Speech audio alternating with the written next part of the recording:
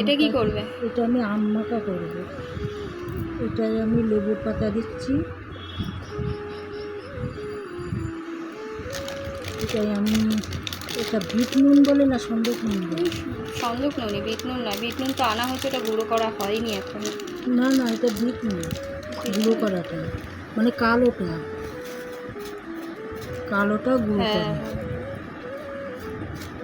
লাগলে আবার এখন তো দেবে। আমের সিজন, কারা কারা এরকম আম মাখা খেতে পছন্দ করেন অবশ্যই কিন্তু কমেন্ট করে জানাবেন। আমি একটুখানি হলুদ দেবো, আর এখানে সর্ষে বাটা, লঙ্কা বাটা, সামান্য একটুখানি কাদা বাটা, এটা আমি পুরোটা উপর দেবো।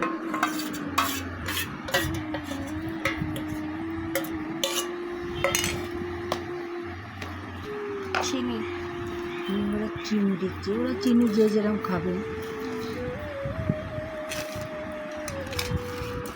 এটা কাঁচা তেলও দেওয়া যায়, কিন্তু আমার মেয়ে খাবে কিনা আমি জানি না। আমি খাবো না।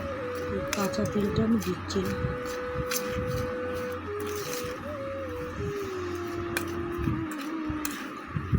আমাদের তো আর গাছ নেই, আমাদের সবই কেনা আম।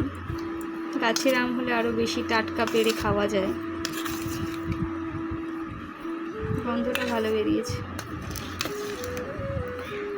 আপনারা কারা কারা এরকম আম মাখা খেতে পছন্দ করেন অবশ্যই কিন্তু কমেন্ট করে জানাবেন।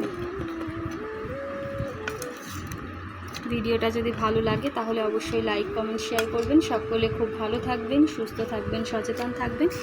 দেখা হবে আবার একটা অন্য ভিডিও নিয়ে। রান্না করা শরীরের পক্ষেও খুব ভালো।